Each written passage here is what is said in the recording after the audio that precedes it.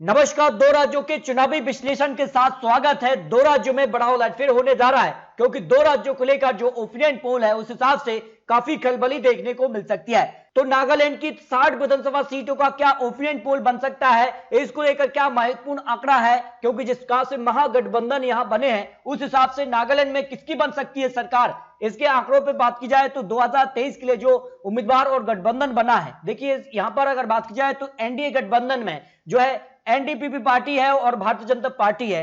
अगर बात की जाए एनडीपी पार्टी यहां पर 40 सीटों पर चुनाव लड़ रही है और अगर बात की जाए भारतीय जनता पार्टी यहां पर 20 सीटों पर चुनाव लड़ रही है।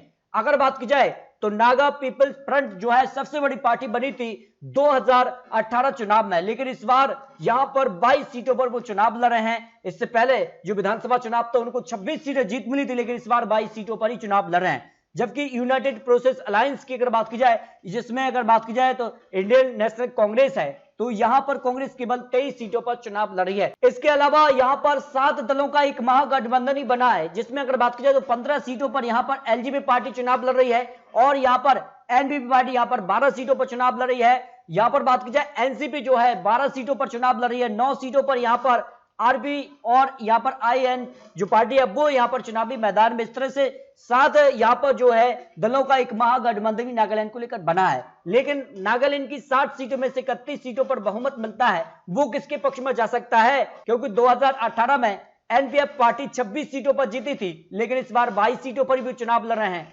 एनडीपी पार्टी 18 सीटों पर जीती थी, इस बार 40 सीटों पर चुनाव लड़ रहे हैं। भारतीय जनता पार्टी ने यहां पर जो है 12 सीटों पर जीत हासिल की थी, लेकिन इस बार भारतीय जनता पार्टी 20 सीटों पर चुनाव लड़ रही है।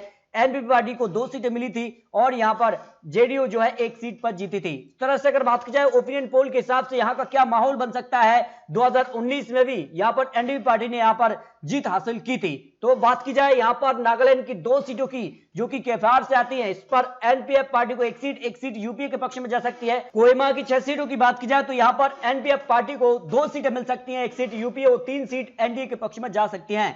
अगर बात की जाए यहाँ पर ज्वाइन वोटों की 6 सीटों में से, तो यहाँ पर एनपीएफ पार्टी को 2 सीटें, 4 सीटें एनडीए के पक्ष में जाने की संभावना लगाई जा रही है। दीमापुर की 5 सीटों में से एनपीएफ पार्टी को 2 सीटें एनडीए और 1 सीट अन्य के पक्ष में जा सकती है। बोखा की 4 सीटों में बात की जाए तो एनपीएफ पार्टी को 2 सीटें, 1 सीट यूपीए और 1 सीट एनडीए के पक्ष में जा सकती है।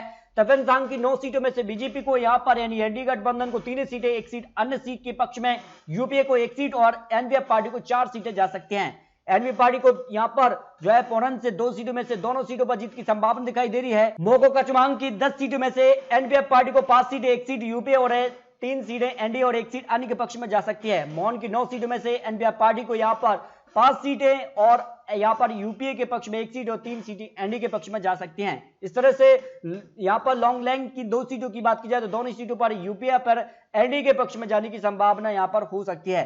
तो यहां पर अगर बात की जाए तो नागालैंड को लेकर जो ओपिनियन पोल है उस हिसाब से एनपीपी पार्टी को 22 से 24 सीटें मिल सकती हैं, एनपीएफ पार्टी को 12 से 14 सीटें, बीजेपी को यहां पर 8 से 10 सीटें और कांग्रेस को यहां पर 2 से 4 सीटें। यानी जो एनडीए गठबंधन यहां पर है बीजेपी के साथ, उस गठबंधन को नागालैंड में बहुमत का आंकड़ा मिल सकता है, जो नागालैंड को लेकर जो ओपिनियन पोल का आंकड़ा सामने आ रहा है। लेकिन मिशन 2023 के लिए मेघालय को लेकर क्या अनुमान हुआ यहां पर दिखाई दे रहा है। मेघालय की 60 सीटों की बात की जाए तो इस बार सभी पार्टी अपने दम पर चुनाव भी लड़ रहे हैं। अगर बात की जाए तो यहां पर जो यहाँ पर एनपीपी पार्टी है वो यहाँ पर चुनावी मैदान में 57 सीटों पर चुनाव लड़ रहे हैं, जबकि अगर बात की जाए कांग्रेस सभी 60 सीटों पर इस बार चुनावी मैदान में है और दावा करें कि इस बार मेघालय में वो वापसी करेंगे, क्योंकि सबसे बड़ी पार्टी मेघालय में 2018 में कांग्रेस ही बनी थी। जबकि अगर बात की जाए तृणमूल कांग्रेस ने भी यहाँ पर 56 उम्मीदवार इस बार चुनावी मैदान में उतारे हैं और यहां पर बात की जाए यूनाइटेड डेमोक्रेटिक पार्टी को यहां पर 46 सीटों पर चुनावी मैदान में है और भारतीय जनता पार्टी अपने दम पर इस बार 60 सीटों पर चुनाव लड़ रही है